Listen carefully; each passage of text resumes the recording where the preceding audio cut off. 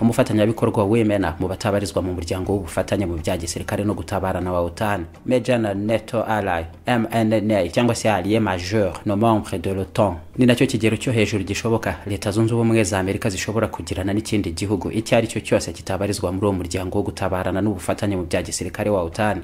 Akaba ari wo mwanya ubu ngubu igihugu cya Kenya giheruka gushyirwamo mu mikoranire yacyo na Leta Zunze Ubumwe za Amerika mu bya gisirikare. Kenya ikaba ari nacyo gihugu cya kane gishyizwe kuri urwo rutonde muri Afrika nyuma y'ibihugu byo muri Maghreb, amajyaruguru ya Afrika, Tunisia, Maroc na Misiri. Kikaba cya mbere mu gice Kenya ibarizwamo nayo cyitwa cyo munsi ya Sahara. Iyo ni imikoranire yegera cyane iyo Leta Zunze Ubumwe za Amerika zisanzwe zigirana n'ibindi bihugu bibarizwa muri uwo muryango wa OTAN, ariko nanone mu nshingano ziri munsi yabyo ku buryo bitanasobanura nanone ko ibihugu byombi byagera ku kigero cyo gufatanya inshingano zose mu ntambara byo kurengerana no gutabarana nk'uko byakorwa biramutse bihuriye muri uwo muryango wa OTAN. Mu nyandiko za Departement y'Ububanyi n'Amahanga ya Leta Zunze Ubumwe za Amerika, imikoranire y'abanyamerika mu bya gisirikare n'ibihugu bishyirwa muri uwo mwanya Kenya yashyizwemo, ibyo bafatanyamo byose biratondagurwa, akaba ari ibi bikurikira. Icyo gihugu kiba cyemererwa na Leta Zunze Ubumwe za Amerika y'intwaro n'ibikoresho bya gisirikare byose cyakenera ku nguzanyo igihe kibikenereye, maze iby'ubwishyu bikaba byanaganirwaho nyuma. Kigahabwa nanone ibikoresho byose bigezweho mu bya gisirikare no kurinda umutekano cyangwa n'ibindi byose byakwifashishwa mu bushakashatsi n'iterambere ku ngingo zitandukanye byihariye zihuzwa n'umutekano. Icyo gihugu gishyirwa mu bafatanyabikorwa b'Imena ba Leta Zunze Ubumwe za Amerika batabarizwa mu muryango wa OTAN, gifungurwamo n'ububiko bw'intwaro n'ibikoresho bya gisirikare nacyo cyakoresha igihe cyose bibaye ngombwa mu bufatanye baba baragiranye. Ni imikoranire mu bya gisirikare no gutoza ingabo na police cyangwa se izindi nzego zishinzwe umutekano bagomba kugirana mu buryo burambuye, bagashyirwa mu myanya ya mbere mu bagurishwa intwaro cyangwa banazihabwa mu gihe izo ngizo zibarizwamo n'iz'abanyamerika ubundi badashobora gutanga cyangwa kugurisha mu bindi bihugu badafitanye imikoranire n'ubufatanye biri kuri icyo kigero. Kuri urwo rutonde ni ibihugu Leta Zunze Ubumwe za Amerika nk'ubwo zakwemera kugurisha DU cyangwa depleted uranium ammunitions, zirimo ibisasa abanyamerika bakora mu bumara bwa uranium bitwika byose bikarasa n'ibifaru bikabishongesha mu bukana bwabyo bw'umuriro w'ubushyuhe buri hejuru cyane bigira. Ibihugu bashyira kuri urwo rutonde ibigo byabyo bifite ubunararibonye buhagije nabyo biba byahabwa amasoko y'akazi kose kakenerwa mu bigo bya gisirikare by'ingabo za Leta Zunze Ubumwe za Amerika mu mahanga, ndetse n'ibindi byinshi Leta Zunze Ubumwe za Amerika ziba zidashobora kwemera gufatanyamo n'ibindi bihugu bitari muri uwo mwanya cyangwa se ibyo bahuriye nabyo mu muryango wo gutabarana n'ubufatanye mu bya gisirikare wa OTAN byonyine.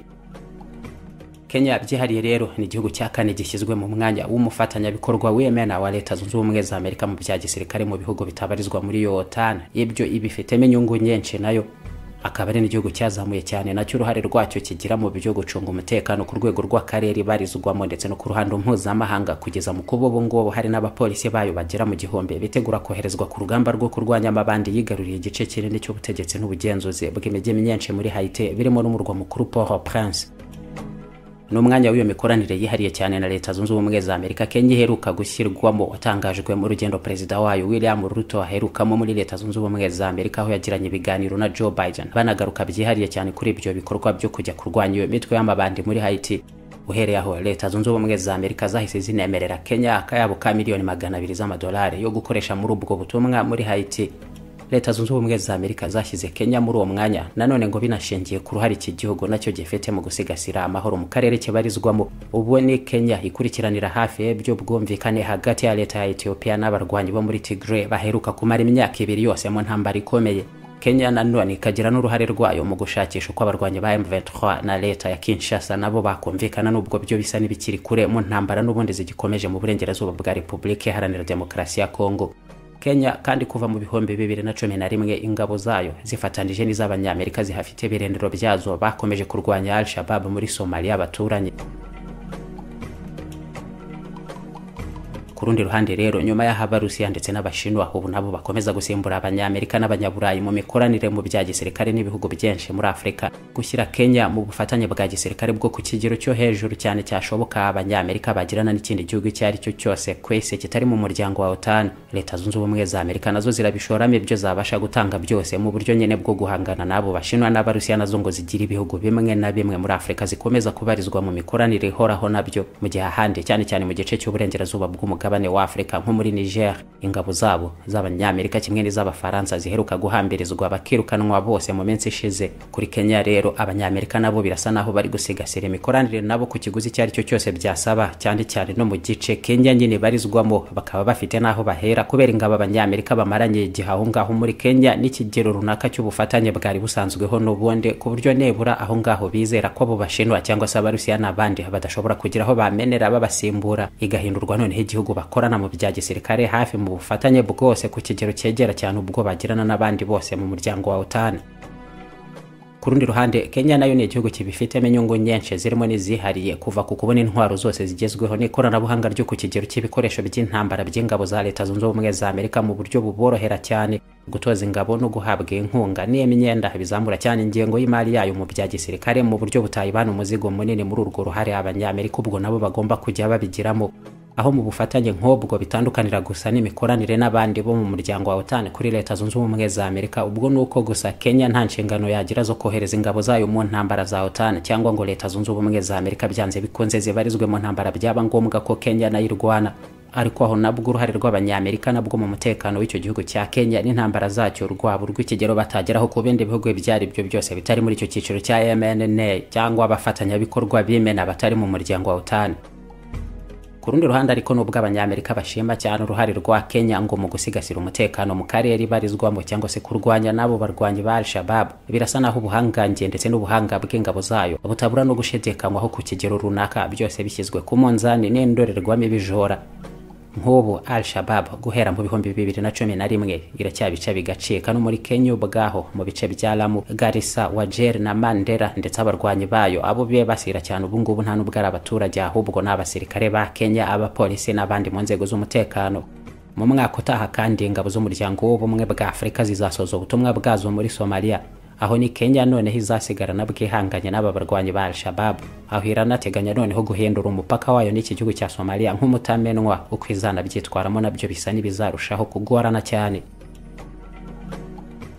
Ku rundi ruhande hari n'inzobere mu bya gisirikare n'ubufatanye mpuzamahanga mu kurinda umutekano, ahubwo basanga Leta Zunze Ubumwe za Amerika zaba zinakabiriza cyane umwanya Kenya ifite mu buhangange bwa gisirikare mu karere ibarizwamo. Ibyo bigaherwa ku ngengo zirimo nko kuba uwo mwanya Kenya iheruka guhabwa mu bikorwa byo kugenzura ibibera mu burasirazuba bwa Kongo, bakoherezayo n'ingabo zabo ahubwo mu itsinda rya Afrika y'uburasirazuba bakaba bari babifitemo umwanya ukomeye cyane, nyamara aho ngaho ntacyo bahakoze gifatika, ahubwo n'ubutumwa bwose bw'izo ngabo bwahindutse zero mu gihe cy'amezi 9 gusa baranahambirizwa bavayo n'imirwanire akomeza kugeza n'ubu.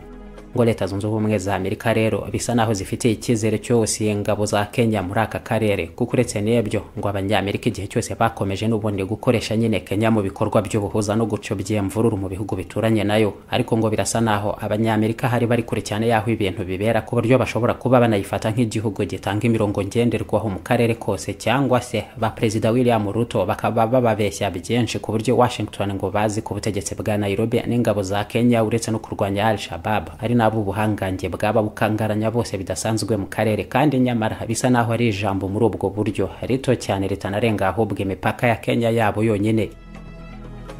Gusa nanone mu bufatanye bw'ikigero gihambaye gutyo n'abanyamerika byegera cyane uburyo bw'imikoranire mu bihugu bya OTAN, Kenya yo yungutse byinshi mu buryo bw'amafaranga yashorwa mu gisirikare cyayo no kubona ibitwaro byose n'ikoranabuhanga byegera cyane by'ingabo z'abanyamerika mu buryo buzanayifasha cyane mu kuzamura nanone ubushobozi, ubuhanga n'ubunyamwuga bw'ingabo zayo, ndetse no kwitwara neza mu biyireba bihuzwa n'umutekano wayo nk'ibyo bitero badasiba kugabwaho n'abo barwanyi ba Al-Shabaab. Ndetse aho ngaho nk'umusogongero w'ibyiza by'ubwo bufatanye, Kenya yahise yemererwa kajugujugu z'intambara 16 n'ibifari 150 by'abanyamerika. iFix Technology Limited turacuruza kandi tukabakorera ibikoresho byose bya Apple mu gihe wahura n'ibibazo by'ibikoreshereze yabyo cyangwa se ukundi kwangirika. Mac computer, iPhone cyangwa iPad ni ibikoresho twe dufite mu bunararibonye bw'imyaka myinshi. Waduhamagara kandi kuri 0788442127. iFix Technology Limited, we are Apple devices experts. Waba wifuza sale nziza yo gukorera mu bukwe, inama cyangwa ibindi birori bitandukanye? Gana Inzozi Park. Ese waba wifuza ahantu wasohokera ukishimana n'abawe. Muri Inzozi Park Bar Restaurant tubakirana ubwuzu. Muri Inzozi Park kandi tubafite n'izindi serivisi zitandukanye nka decoration, sonorisation, kandi tunategurira amafunguro abahakoreye ubukwe, inama ndetse n'ibindi birori bitandukanye. Tunatanga serivisi ya food catering ahariho hose. Izo serivisi zose tuzibaha ku biciro byiza utasanga ahandi. Inzozi Park dukorera i Gahanga kuri kaburimbo hafi ya Station Merez.